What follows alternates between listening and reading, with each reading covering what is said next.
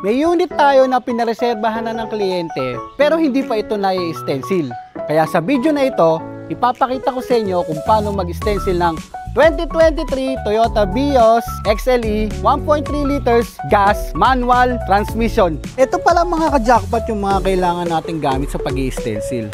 Masking tape, double-sided tape, at syempre lapis. Pero pwede rin gumamit ng carbon. Dito pala nakalagay ang engine number.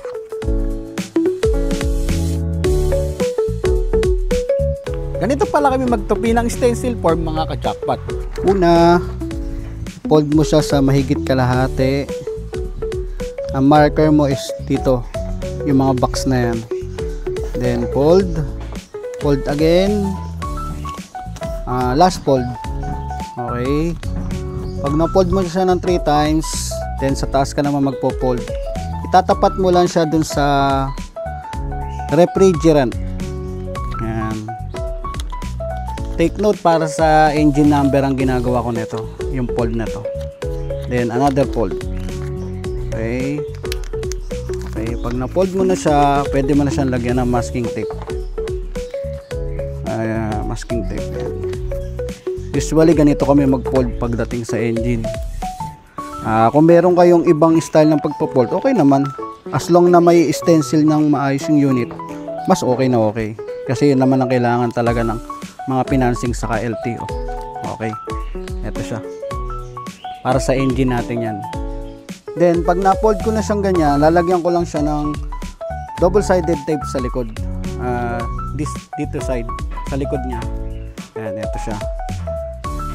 Para sakto siya dun sa mismong korte ng ating engine. Ngayon naman, dikit natin. Ayan. Ito siya. Ayan. Ayan. Didiin mo lang, pe-press mo lang ng konti. Pag na-press mo na, mahuhulma na yung mismong engine number. Yan na yung mismong palatandaan mo na yun lang yung mga edges nung engine natin.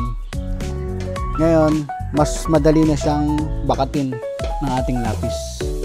Konting hagod mo lang, kahit manipis, yan, visible na agad ang ating engine number. Mas madaling way para mas mabilis ka mapakapag-stencil ng BIOS. Yan. Kahit medyo light lang na kaskas, is mababakat mo agad yung engine number niya. Tuloy mo lang yung kaskas hanggang maging visible na lahat yung mga number para pwede mo siya i-compare sa ORCR niya para at least aware ka na tama yung pag-i-stencil mo. Nakuha mo yung full details nung sasakyan. Ngayon naman, tanggalin na natin yung nilagay nating stencil. Ayan, ito na siya. Ayan. As you can see, 1NRY043990. Pag tinignan mo siya, kinumpare mo siya dun sa nakalagay dun, which is tama naman. Sabihin na yun, wala kang naiwan na mga number sa in-stencil mo. Ayun, ito yung engine number natin, 1NRY04Y044390. So ayun, tama, wala tayong naiwan na digit or letter dun sa ating engine number. Nakopya natin ng husto at tama. Ngayon naman mga ka-jackpot, ituturo ko sa inyo kung saan nakalagay ang chassis number ng isang BIOS. Ito siya. Okay, unfold mo siya, then ito. Ayan. Siguraduhin nakatapat sa kanyang chassis area.